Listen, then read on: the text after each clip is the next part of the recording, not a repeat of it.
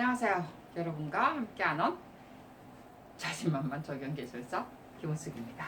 자, 오늘 영어 해설의 영어 풀이의 마지막 강의입니다. 자, 120회고요. 자료 다운 다 받으셔서 지금 오늘 설명하는 것 중에도 자료에 많은 내용이 실려 있어요. 그렇기 때문에 여러분 꼭 자료 다운을 받으셔서 한번 읽어보셔야 됩니다. 꼭 공부해야 한다는 개념으로 한번 읽어보시는 것이 더 낫죠. 저는 조금 다른 차원에서 답을 적는 게 더 많기 때문에, 그리고 여기에 적는 것은 좀 일반적인 내용들을 좀 적는 것이 많고요. 자료에는 조금 더 어떤 깊이 있는 내용들이 많이 들어가 있어요. 그 중에 저번 시간에는 제가 이야기를 안 했는데, 우리가 수목의 공익적 가치 중에 가로수하고 연결시킬 수 있는 논술의 가로수 체계라는 어떤 친환경 가로수 체계라는 어떤 시험에 나왔잖아요. 그거를 어떤 염두에 두고 제가 하나 답을 달아놨던 게 하나 있었어요. 가로수 중에 에너지 및 유출의 어떤 저감하기 위해서 가로수를 많이 심는 게 언사시와 대왕 참나무를 많이 심는데요. 유출의 효과가 굉장히 높다라고 어떤 논문 발표를 해놨더라고요. 그 다음에 이산화탄소 흡수가 가장 좋은 것은 우리가 알다시피 은행나무, 우리 다 아시죠, 그죠? 그 다음에 너름나무라든지 뭐 플라타너스라든지 이런 것 같은 경우는 이산화탄소 흡수율이 가장 높은 것으로 나타난 것으로 나와 있고요. 그래서 이제 이런 것 정도는 또 나중에 가로수 체계 우리가 좀 실제로 실무할 때도 설계할 때도 많이 필요한 부분이죠. 자, 이제 오늘은요 제주 오름에 관한 내용을 가지고 설명을 할 건데요. 자, 물론 이제 안에 내용은 좀 더 좋은 내용, 자료에는 좀 더 좋은 내용이 있고요. 여러분들이 저는 이 문제를 제가 버린다고 그랬죠. 그죠? 자, 버린다라는 문제 중에 하나고, 이왕이면 저도 공부를 하는 게 훨씬 좋죠. 그래서 좀 더 자료를 좀 더 찾아봤어요. 그래서 제주도 부분에 좀 찾아봤는데, 지금 현재 이런 문제가 왜 나오는가라고 제가 생각을 하면서 저는 찾죠. 그죠? 그래서 이 문제가 진짜 왜 나올까라고 생각을 하고 봤을 때, 그렇지만 여러분들은 지금 이 문제를 안 찾아봐서 이런 문제가 나올 거라고 생각을 못하고 여러분들은 시험을 치잖아요. 그랬을 때 여러분들이 푸는 방법이에요, 이거는. 그래서 우리가 제주 오름의 가치를 먼저 물었을 때 오름의 의미를 여러분들이 유추해서 적고요. 그 다음에 이제 오름의 가치를 물었기 때문에 그 다음에 이제 이에 오름의 가치를 적으셔야 됩니다. 자, 그랬는데 만약에 오름의 의미를 적었다면 그 다음에 관광 명소로서의 오름의 가치를 적든지, 아니면 제주와 자연유산이라는 것은 우리가 앞에 공부를 했기 때문에 어떤 자연유산 유네스코 등록이 돼 있는 건 여러분이 다 아시잖아요. 그래서 이런 것을 먼저 적고 그 다음에 이제 오름의 가치를 답을 여러분이 적으셔도 좋고요. 그렇게 해서 여러분들이 풀어 나가셔도 상관은 없습니다. 뭐 어차피 여러분들이 이거를 뭐 예상을 하고 공부를 해놓은 건 아니니까, 그죠? 자, 그렇지만 이왕 문제 나왔으니까 좀 더 오름의 가치에 관한 내용들이 어떤 것이 있는가를 조금 이제 공부를 할 필요가 있겠죠. 저 역시 마찬가지로 공부를 하는 어떤 내용이 될 수가 있겠죠. 자, 우리가 물론 이제 이 내용들은 여러분들이 좀 적으시고요. 이제 뭐 두 번은 안 나와요. 안 나오기 때문에 근데 좀 알면은 다음에 공부하기가 또 조금 더 쉽죠, 그죠? 자, 그래서 제주에 관한 내용, 우리가 제주와 자연유산에 관한 내용이라고 보면 될 거라고 생각을 해요. 유네스코 자연유산 등록을 한 부분에 조금 더 플러스 시킨다라는 개념으로 공부 좀 들으시면 훨씬 좋겠죠, 그죠? 자, 제주의 어떤 개념은요, 우리가 세계 어떤 자연유산으로도 등록이 돼 있고 유네스코에 등록이 돼 있고 우리가 세계 관광 명소로도 돼 있어요. 그죠? 그리고 제주 자치에서 우리가 그 자연공원으로도 자치구에서 아예 관리를 합니다. 우리가 기본적으로 국립공원 같은 경우는 우리가 환경부나 산림청에서 그런 자연국립공원의 관리소가 따로 있는데도 불구하고 제주도만은 특별 구로서 자치구에서 관리를 하게 되죠. 그죠? 그게 하나의 어떤 특별한 어떤 개념입니다. 그래서 이제 그런 개념으로 우리가 봤을 때 일단은 우리가 제주의 오름이라는 개념을 우리가 실제로 의미를 알 필요가 있죠. 물론 오름을 여러분들이 아는 사람은요, 오름의 의미를 적는 것이 훨씬 좋습니다. 그죠? 의미를 공부하신 분은 계실 거라고 저는 생각을 해요. 자, 의미라고 봤을 때, 실제 가장 기본적으로 딱 여기는 지금 내용이 많이 들어가 있습니다만은 가장 기본적으로 들어가 있는 것은 일단은 개개인의 화산 분화구를 가지고 있다는 거예요. 뭐 그냥 뭐 등산처럼 올라간다 해서 오름이 아니고요. 이게 이제 방언, 제주도 방언이라고 그래요. 보니까. 그래서 저도 사실 오름을 그냥 뭐 왜 오름이지? 라는 생각을 참 많이 했었거든요. 근데 이제 저도 이걸 하면서 보니까 제주도 방언이다, 뭐 오르다의 개념은 아니더라고요. 보니까. 그래서 뭐 그 확실히 또 나오지도 않았는데 어쨌든 제주도 방언이다, 오름은 이래놨더라고요. 뭐 달 오름 이런 식으로 해서 달이 오르다, 뭐 달 모양 이런 내용을 적었던데, 그래서 일단 개개의 어떤 화산 분화구를 가지고 있는 독립 소화산체, 화산의 독립 소화산체로서의 독립 분화구라고 해놨어요. 물론 한라산에서 이렇게 나왔긴 나왔는데 거기서 나온 거지만은 기생화산, 정말해서 이거는 안 적어도 상관없어요. 한라산에서 나왔긴 나왔지만은 그래도 거기서 한라산의 기생화산은 화산이지만은 분화구를 가진 독립 소화산체다라는 것은 분명히 하나가 있어야 될 것 같고요. 오름이라는 의미를 여러분이 안다면 이런 내용들이 정확하게 적히는 게 맞고요. 그 다음에 제주도의 오름에는요, 이제 458개가 있는데, 뭐 3개는 뭐 없어졌다라고 해놨더라고요. 그래서 뭐 455개가 있다라고 해놨어요. 근데 이게 왜 이 문제가 나왔느냐라는 개념으로 제가 봤는데, 일단은 개발과 보존의 관계로 문제가 생긴다고 그래요. 우리가 지금 문화재 쪽으로 생각을 해본다면요, 문화재 앞에 우리가 문화재만 딱 보호하잖아요, 그죠? 그래서 그 이후에 나오는 게 문화재 보호구역이 나왔습니다. 문화재 보호구역까지 나와서 공간을 뒀다는 거죠. 그래서 그 공간 앞, 물론 이제 문화재가 있는 곳에 500m까지는 개발을 못하는 거 외에도, 그 외에도 문화재가 존재하고 있는 곳 공간까지 문화재 구역까지 지정을 해놨다는 거죠.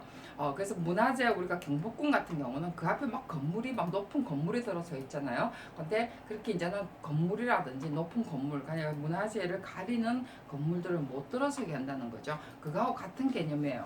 그래서 오름에 어떠한 보존과 개발에 어떤 문제가 있더라라는 거죠. 그래서 그는 것이 오름의 앞에 알오름이라고 그래요. 그런 것 보고 알오름이라고 했는데, 오름이 분화구라고 하면 아까처럼 화산 분화구 앞까지 정말해서 이렇게 돼 있는데 분화구가 있다 했으니까 이렇게 돼 있겠죠. 그죠? 이게 분화구겠죠. 이게 이제 없다는 개념이죠. 요까지만, 요 분화구가 요까지만 지정이 어떤 개념인데, 실제로 이것만 해서는 안 된다. 자, 그랬는데 요 앞까지 다, 요 앞에까지 구역으로 해서 이까지가 알오름이라고 그래요. 이까지 구역까지 다 좀 지정을 좀 해달라. 이런 개념으로 지자체에서는 이야기를 했는데, 이게 이제 보존이죠. 그랬는데 여러분은 그 앞에 어떤 땅을 가지고 있다면 보존을 하면 안 되겠죠. 그죠? 그래서 개발이라는 주민 입장에서는 개발을 원할 거고, 그 다음에 제주도의 어떤 입장, 관광이라는 입장으로 봤을 때는 보존이 필요하더라라는 개념이라는 거죠. 그래서 개발과 보존의 어떠한 상관관계가 발생을 하더라는 거죠. 그래서 사실 제주도는 자체가 사실은 관광지입니다. 세계적인 관광지이기 때문에 사실은 지금부터 어찌 보면은 보존을 해야 되는 어떤 개념인데, 이거는 세계 어디 가도 이걸 참 막을 수는 없다더라고요. 개발과 보존의 개념으로 가서는. 그래서 어쨌든 그런 것에 어떤 상관관계가 발생이 돼 있어서 이 문제를 내지 않았나라는 생각이 들고요. 자, 저는 이왕이면 오름의 가치를 관광 명성으로 여러분이 풀어도 상관은 없습니다만은, 이왕 아까도 이야기했던 것처럼 공부한다는 의미에서 제가 가장 우리가 지금 현재 관광 명소로서에서 제가 오름 3곳하고 또는 4곳 정도를 제가 하나 적어봤는데요. 다랑시 오름이라는 것이 있어요. 한번 여러분들이 들어가셔서 양 공부하실 때 한번 사진이라도 한번 보는 것이 바람직하죠. 그죠? 가보지는 못하더라도. 자, 그래서 다랑시 오름이 있는데, 자, 이게 특징이요. 기본적으로 우리가 봐야 되는 것이 어떤 특징이라든지 무슨 분화구가 어떻고 이런 건 볼 필요는 없고, 어떤 형태를 가지고 있는가. 그래서 오름의 어떤 종류를 딱 봤을 때 사실 7곳이 꼭 가볼 만한 오름 해가지고 나오더라고요. 명소. 자, 그래서 이런 것은 관광 명성으로서 우리가 세계 어떤 유산 가치로서 우리가 보존하자라는 개념으로 사실 답을 써야, 만약에 모른다면 답을 써야 되겠죠. 그죠? 이렇게 답을 썼으리라고 생각을 저는 합니다.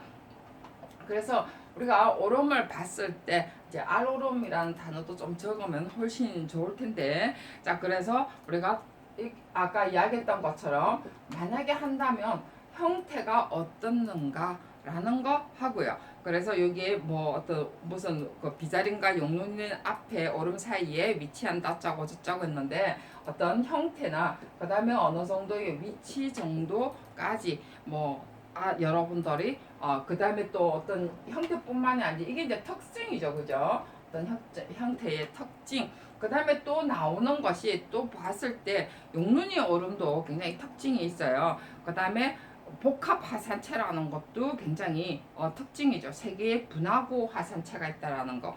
그 다음에 우리가 검은 오름이 있습니다. 세 번째로 봤을 때 검은 오름이 있는데요. 자, 이 검은 오름이 우리가 세계 자연유산으로 등록된 것 중에 하나입니다.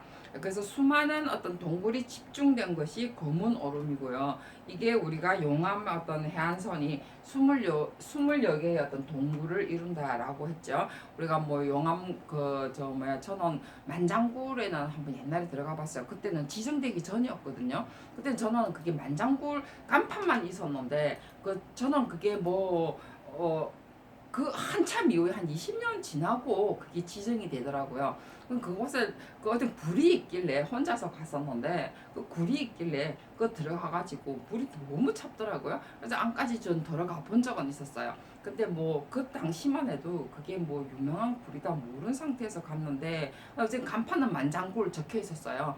근데 그 이후에 이게 지정이 됐더라고요. 그것처럼 지금은 지정이 안 됐다 하더라도 이런 것을 우리가 보존의 가치로서의 지정해서 우리가 명성의 가치로서의 답을 써도 좋습니다. 자, 그 외에 샛별이라든지 백야기, 따라비, 녹굼의 오름이래 가지고 이렇게 7개 정도가 주고도 제주도에 갔을 때 가볼 만한 곳.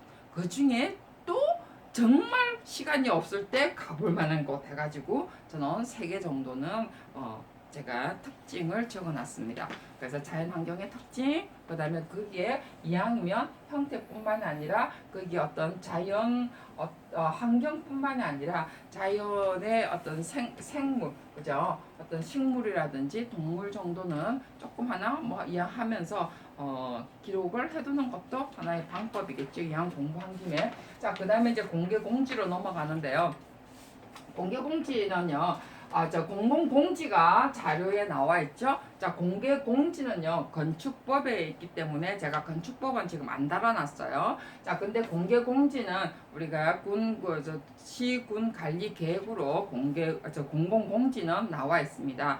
자, 그래서 여러분들이 자료를 한번 보시는데 우리가 여기에 의도 및 요점 파악해가지고 내용 나와 있습니다. 자, 이렇게 우리가 답을 쓸 때 공개 공지의 어떤 의미하고요. 그 다음에 내용을 적어도 됩니다. 그래서 의미와 내용을 적어도 되고요. 하나는 아까 군 관리 계획의 내용이고요. 그 다음에 공개 공지는 공원의 한 계획으로서 하나의 어떤 관리 계획 시설로서의 공원 개념이다라는 내용이 들어가면 되고요.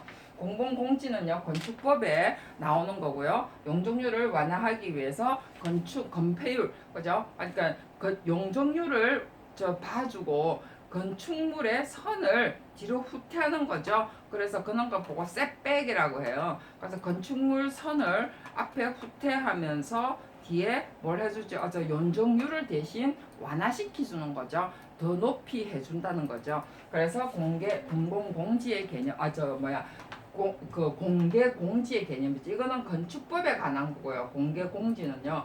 그 공공 공지는요. 우리가 군 관리 계획의 어떤 시설에 관한 계획입니다. 공원의 성격을 띠고 있고요. 이 공개 공지는요. 개인 부지입니다.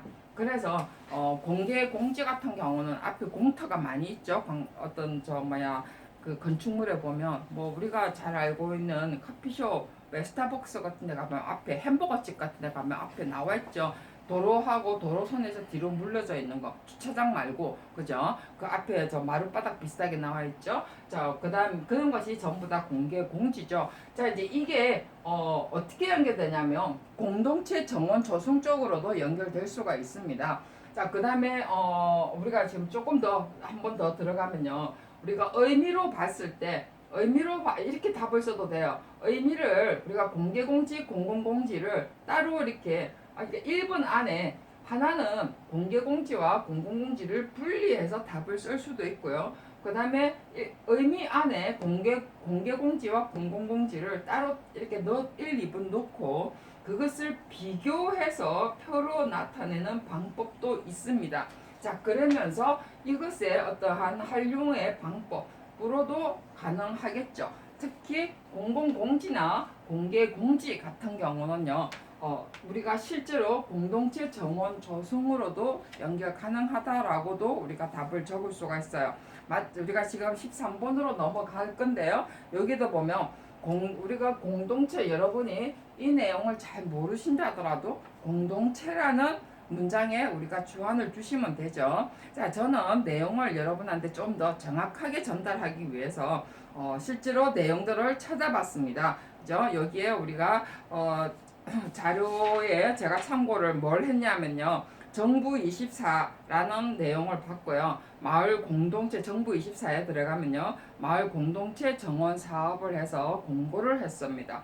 그리고 서울 사회적 경제 포털지에 공동체 정원 조성 주민 제한 사업으로 해가지고 모집하는 내용들이 나와 있어요. 그 내용을 저는 참고를 했습니다. 자, 그래서 저는 지금 아주 객관적인 것만 여러분한테 전달할 수밖에 없고요. 여러분들은 이 내용들을 다 모르는 상태에서 여러분들은 지금 답을 쓰셔야 됩니다. 그죠? 이거를 다 알고 쓸 수는 없는 거예요. 저도 마찬가지예요. 그죠? 그리고 이런 것을 말 그대로 앞에 나온 문제와 자꾸 관련시켜서 생각을 해야 된다는 거죠. 그래서 공동체 정원 조성에 가장 어떠한 목적을 먼저 적을 수 있고요. 그 다음에 정원 조성의 조성 방법을 적을 수도 있고요. 그 다음에 조성 목적을 적으면서 우리가 아니면은 공동체라는 어떤 개념도 적을 수 있습니다, 여러분. 공동체 적을 수 있고 아니면은 공동체의 장소, 개념의 장소라고도 적을 수 있죠. 자, 그러면서 우리가 장소를 적으면서 아니면 목적 안에도 우리가 공개공지와 공공공지의 활용이라는 내용들을 우리가 적어도 상관이 없어요. 왜냐하면 공동체 정원이라는 것이 여기에 보면 정부 24라든지 공동체 정원의 목적 내용 안에 공동체 의식이라는 문장에 중점을 두자 해놨지만 여기에 지금 정확하게 나와 있는 게 사업의 내용이에요. 일상 속에 정원 가꾸기가 있고요. 대상지로 봤을 때 유휴지, 동네 골목길, 상가, 띠녹지, 주유소에 앞에 나와 있는 뭐 띠녹지 같은 거 있죠, 그죠? 그 다음에 공안지 이런 것들이 전부 다 대상지입니다. 그래서 공개공지 이게 전부 다 상가에 들어가겠죠, 그죠? 띠녹지, 주유소 뭐 바로 뭐 공개공지에 쓸 수는 없을 거고요. 자, 그런 것들의 개념들의 어떠한 공동체적으로 일상 속으로 정원을 가꾸자라는 개념이고요. 그 다음에 지원 내용은요, 재료비하고요, 사업의 진행 비용을 내고요. 그 다음에 당연히 사업 계획서가 나와야 되겠죠. 아무한테나 막 줄 수는 없겠죠. 이런 장소, 즉 말해서 건축률을, 건폐율, 용적률을 올리는 대신에 그냥 뭐 휴게 장소 깔아놓고 영업장을 더 넓힌다 이런 개념보다는 그곳에 커피 마시면서 공개공지를 우리가 이왕이면 정원 가꾸기 속으로도 들어간다라는 개념도 여기에 들어올 수가 있다라는 거죠. 자, 조성 방법 나오는 것 중에도 우리가 공동체 속에 말 그대로 도시 향상을 위한 방법이 있을 거고, 그 다음에 공동체 의식의 향상도 있을 거고, 그죠? 그 다음에 뭐 도시 농업의 하나의 일원으로도 될 수 있을 거고, 그래서 조성 방법도 나올 수 있을 거고요. 그 다음에 또 두 번째로 봤을 때 이게 나와 있는 게 지원 내용도 나와 있고, 사업 제안서도 나와 있으니까 우리가 선정의 절차라는 내용으로도 여러분들이 쓸 수가 있겠죠. 자, 절차 몰라도요, 여러분 유추해서 쓸 수가 있습니다. 그죠? 아무래도 서류 내고, 그 다음에 대상지 있는지 없는지 여러분들이 와서 검토를 하고, 그 다음에 거기에 대한 적절한 대안 작성을 하고, 그 다음에 선정을 하고, 그죠? 그 다음에 그것이 잘 되고 있는지 없는지 검토를 하고, 그 다음에 다음에 사업을 줄 것인지 말 것인지 피드백을 하는 거죠. 자, 그게 우리가 선정 절차입니다.